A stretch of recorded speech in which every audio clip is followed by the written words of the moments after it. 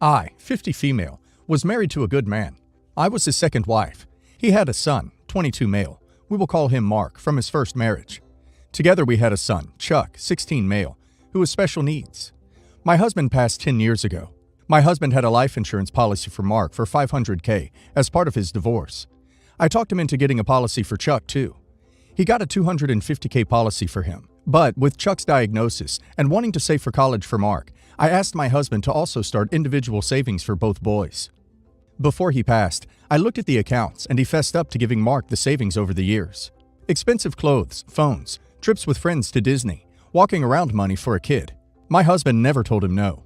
Whatever my stepson wanted, he got. So Chuck had $25K saved, and Mark's account only had $800. I was livid and stopped giving my husband money. Instead, I kept putting money away in my own savings for the boys. My husband said he just felt guilty his son was the child of divorce and wanted him to have a happy life. After my husband died, Mark got his life insurance policy, but his mother blew through the $500K before he was 16. I used the $250K money and bought an investment property. It's worth a lot more now, and Chuck has a healthy savings from it as well as I reinvest profits into a trust for Chuck. It's about $630K total value. I had $6K set aside for Mark that I saved on my own. I gave it to him when he turned 18. He bought a car with it. My stepson recently found out his brother has money.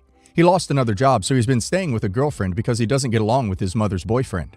The girl's parents are evicting them. I offered to let them live with me for a bit if he contributed to the bills by getting a job and keeping it. Then he could save for a place of his own. He refused that help. Instead, he wanted to live in his brother's rental property for what sounded like free. I said absolutely not. We have reliable tenants. I'm not going to evict them so he has a place to stay. He said no, he meant give him the property. Because he says it was purchased using his dad's money, and I had no right to be keeping him from what should be his. And if I didn't give him the house, I needed to give him the value of the house out of the money invested. He threatened to sue me. I was stunned. I said absolutely not. He should be asking his mother for his money, not me, not his brother. He called his father's sisters and said he's struggling and going to be homeless, and his girlfriend just found out she's pregnant. That's why her parents are kicking them out. I guess they weren't expecting her to get pregnant from that living arrangement.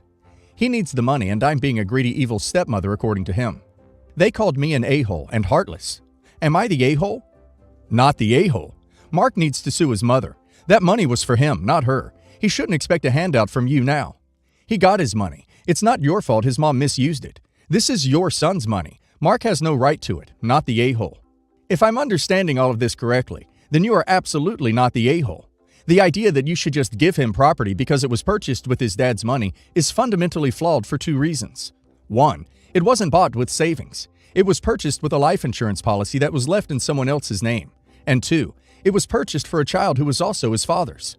It really sucks that his mother blew through his insurance money, but that shouldn't have been able to happen so easily. The court should have appointed a neutral custodian to oversee and distribute the funds in his best interest before he turned 18. If his inheritance was squandered by someone else, then there should be legal repercussions for it. Not the a-hole.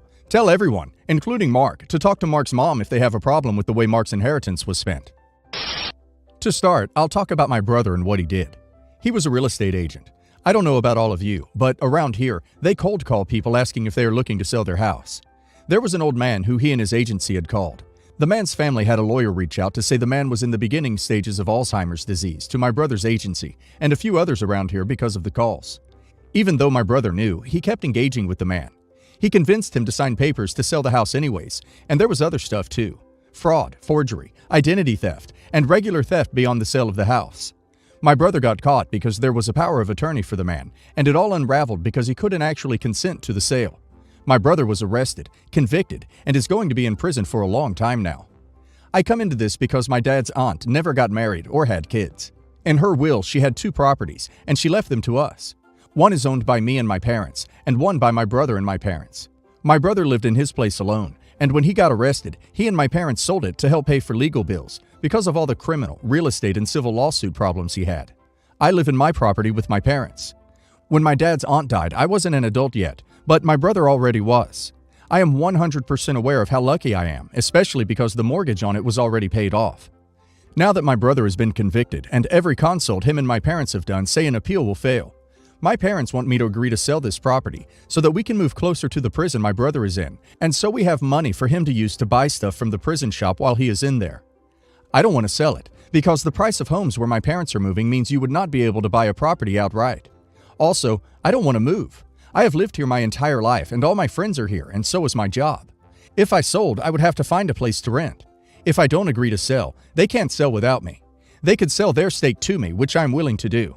I spoke with the bank about it and would qualify for a loan to buy them out. But my parents don't like this because it means less money for them, and only fair market value. It's led to fighting because my parents accuse me of not being a supportive sister to my brother. If they don't move to visit him, they would have to stay in a hotel overnight because of the distance.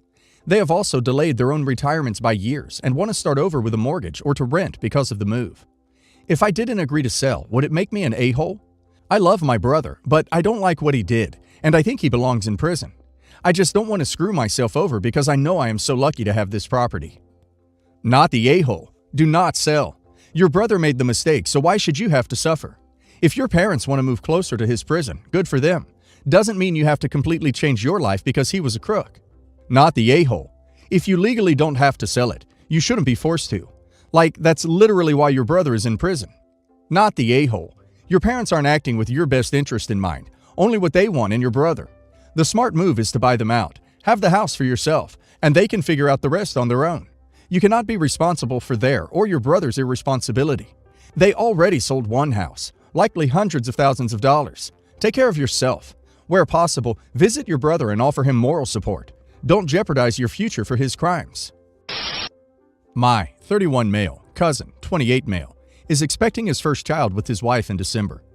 My cousin and I were very close growing up, but 10 years ago I got a job out of state and we lost touch. I moved back last year, but we still don't see each other much. However, I've noticed he's changed a lot.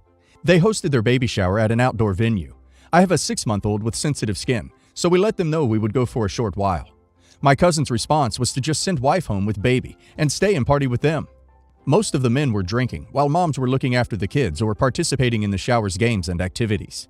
My cousin's best friend got so drunk, he broke the playground slide, and my cousin just laughed it off. His wife was visibly disappointed. After he made that comment, I let him know that we didn't get a lot of sleep last night, so I'll be going home with them to look over baby while wife rests. He laughed and walked away, calling me a wuss. At some point, they did the dirty diaper activity. For those that may not be familiar, diapers are smeared with melted chocolate and put on baby dolls. The winner changes the most diapers with a certain time frame. I won and was given the full of crap trophy and the other rewards. I walked over to my cousin and joked that at the next shower, I would likely be passing on the trophy to him.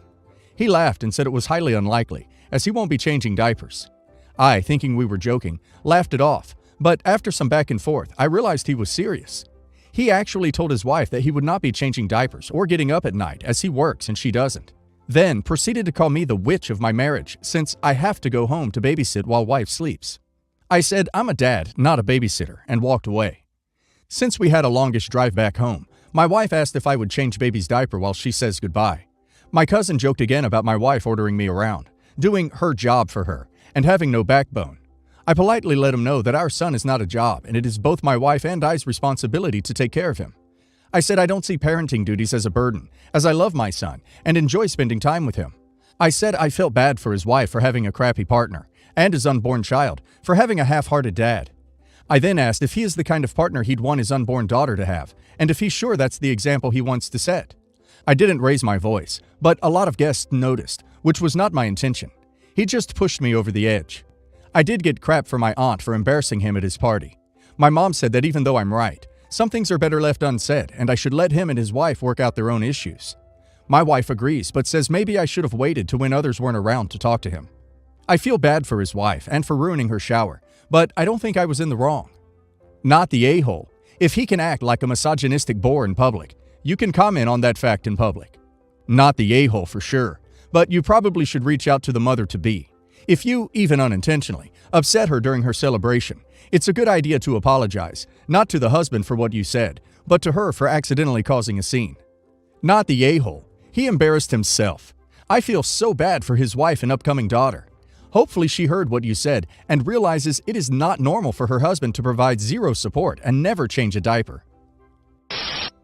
I have 3 children. When my oldest got married, my husband and I paid for the down payment on his house. When my daughter got married, we were going to do the same, but they chose to live in one of her father-in-law's rental properties, so my husband and I paid for all of the furniture. I always assumed that when my youngest son got married, we would do something similar. My youngest married a woman I have issues with. I was actually fine with her for a while, but once she asked me if I wanted grandchildren, I said I didn't have particularly strong feelings. She began to cry and told me that her mom puts a lot of pressure on her to have kids, and she doesn't think she wants them. But she comes from a traditional family, and her mom has called her broken and said she needs mental help. This struck a chord with me because I wish someone told me that I didn't have to have children. I told her that she absolutely is not broken, and she shouldn't have kids if she doesn't want them. I confess that I regretted having kids. I resent that no one made it clear to me that I shouldn't have them if I wasn't enthusiastic, and that being a mother had been very draining and unfulfilling, and my husband and I struggled emotionally with how much we didn't want to be parents. That witch went home and told my son everything I said, and he told his siblings. She said he had the right to know that I didn't love him, which isn't what I said at all. Then she implied I was stupid for having kids I didn't want, but she was considering doing the same, so she can't be that smart either.